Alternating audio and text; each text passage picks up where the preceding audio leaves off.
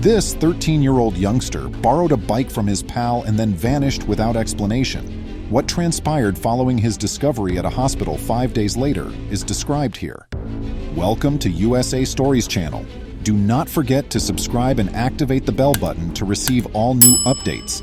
Now let's go to the story. Just 2 days before Halloween, Angelica Martinez received a heartbreaking call regarding her brother's disappearance. Nathan Torres got on the red bicycle of a family friend and rode out to the store.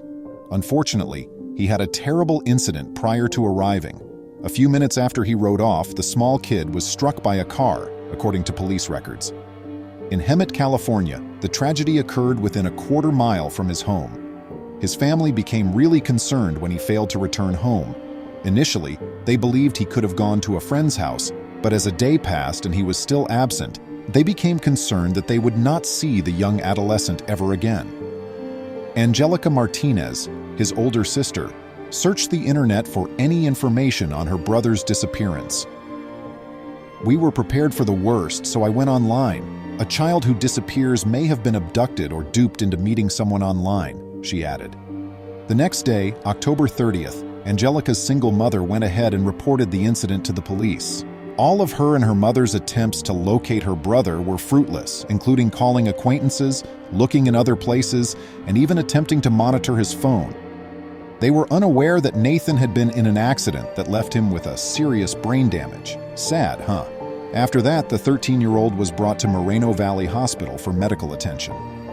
The adult ICU at Riverside Health System had him categorized as John Doe, since they didn't know who he was.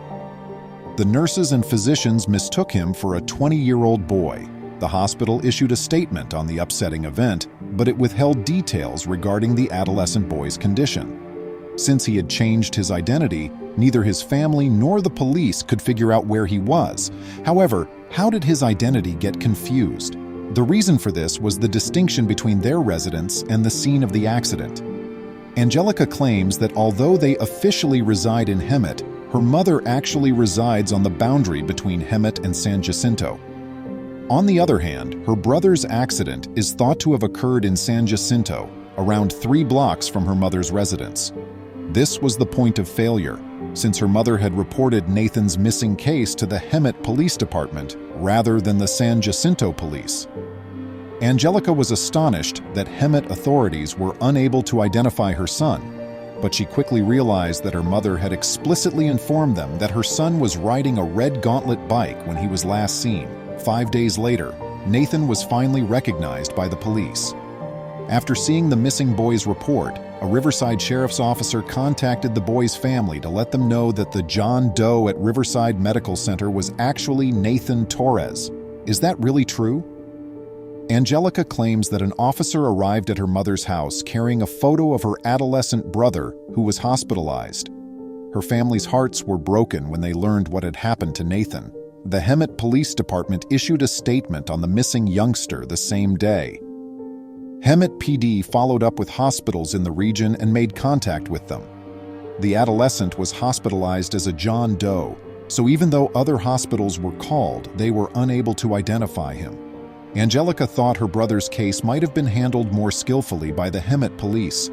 She said that the Hemet Police Department had been approached by the Riverside Police Department many times to inquire about any missing people who fit their description, but they had never responded. The Hemet Police Department declined to comment when asked why it took so long to locate Nathan, but they did wish him a speedy recovery. "I'm just happy they found him." The adolescent boy's sister was very appreciative of the Riverside Police Department officer in San Jacinto for making the greatest effort to locate her brother.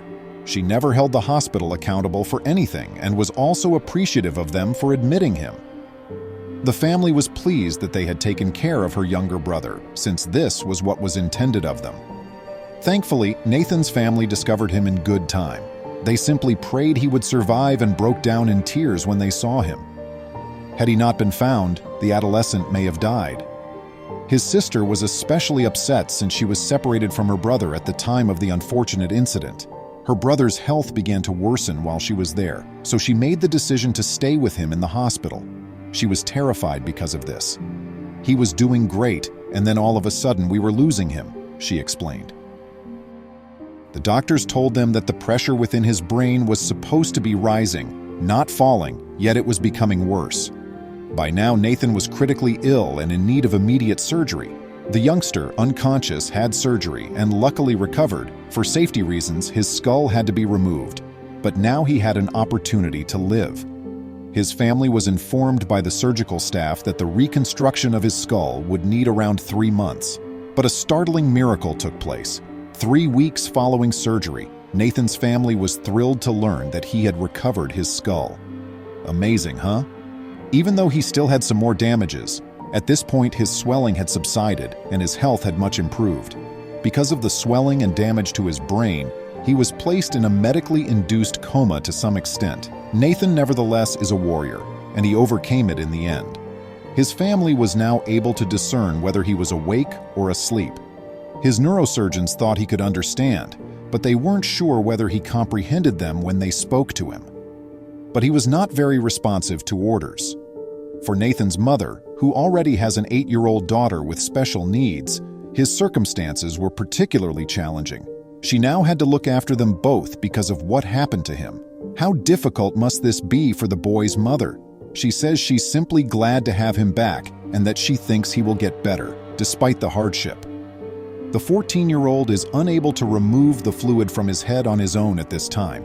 In order to breathe, he also has to utilize a tracheostomy tube, a ventilator, and a feeding tube. This teenage lad really has a long way to go before he returns home. Angelica claims that her family has made the decision to sue the motorist who struck Nathan. They were just unable to deal with the suffering the incident had brought them after seeing the car drive by. They are only now concerned about her brother's health because they realize they must accept what has occurred. To ensure that the Hemet adolescent receives all the assistance he requires, his family has launched a GoFundMe campaign. In order for her mother to stay in a motel near the hospital while Nathan is there, Angelica hopes that others will be able to assist them. In addition, she hopes that a portion of the funds will go toward meeting his other needs and remodeling their home for him when he returns. Nathan's family was notified by the physicians that they were uncertain about Nathan's prognosis. They helped them realize that since brain injuries may occur in both directions, anything might happen. However, Nathan has so far exceeded the expectations of his physicians, and his family is optimistic that he will recover more fully than they anticipate. Since this is his greatest opportunity, his family is overjoyed that he will soon be leaving for the Loma Linda Recovery Facility. Nathan's sister wants everyone to know that prayers are what her family most needs for her younger brother. She knows her mother would value prayers more than money, and she thinks they will keep him strong. She just posted some images of her brother, who is on the mend and will soon return home. She expressed her gratitude to everybody who prayed and supported him. How do you feel about Nathan's narrative? Let me know in the comments. Until we meet again, please remember to subscribe to our channel, give us a thumbs up, and turn on the notification bell so you won't miss any of our videos. If you enjoyed the tale, the next video that plays on your screen will probably move you too.